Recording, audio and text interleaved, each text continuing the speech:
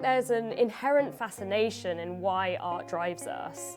Just surrounding yourself with beautiful things can really make you feel better, but art isn't just good because it makes us feel fitter and healthier. It gives our lives meaning, it gives us this emotional understanding. I'm Dr Chamberlain. I'm a lecturer in psychology at Goldsmith, University of London, and I direct a programme on the psychology of art and creativity.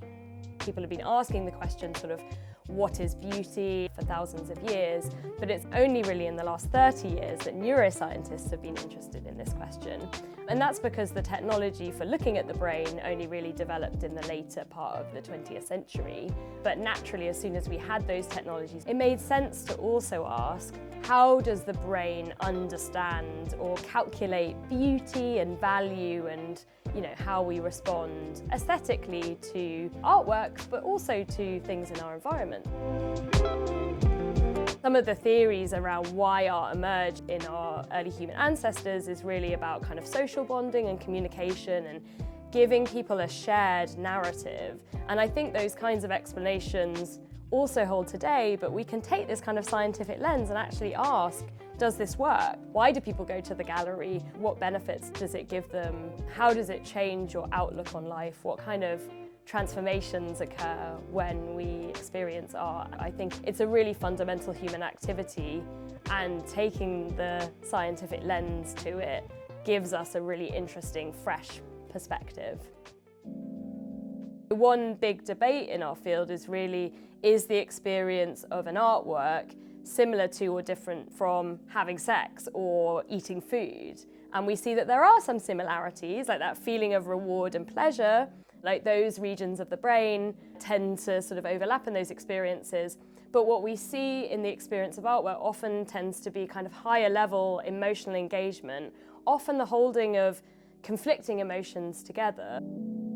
The most transformative experiences with art tend to be those that elicit strong emotions. A really big topic in the field as well at the moment is the relationship between art and mental and physical health. So a lot of new research is coming out showing that particularly active art engagement, so getting involved in like a life drawing class or a photography workshop or something like that, really does make you feel both physically and mentally more well.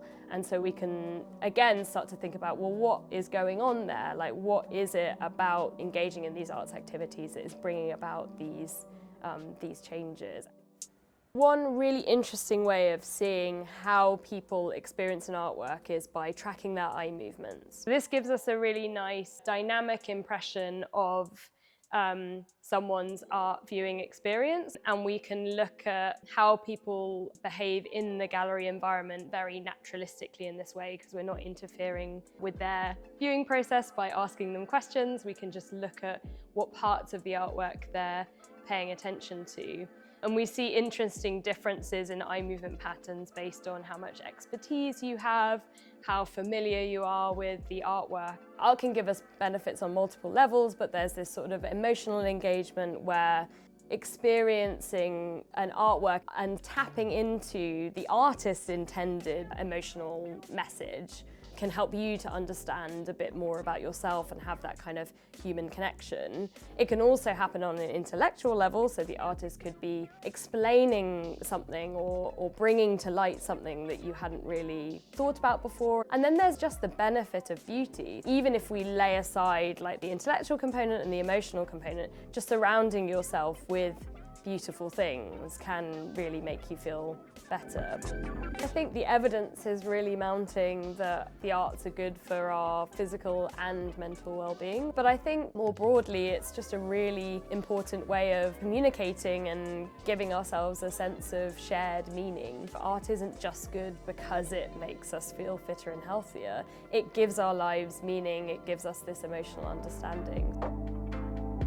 At least all the research I've done gives me a real insight into how impactful art is for people's lives. I remember in one study we did at Manchester Art Gallery, we had a guy, a paramedic, who'd just come off shift, and he went into this gallery space to sort of decompress and make sense of what's happened in the shift.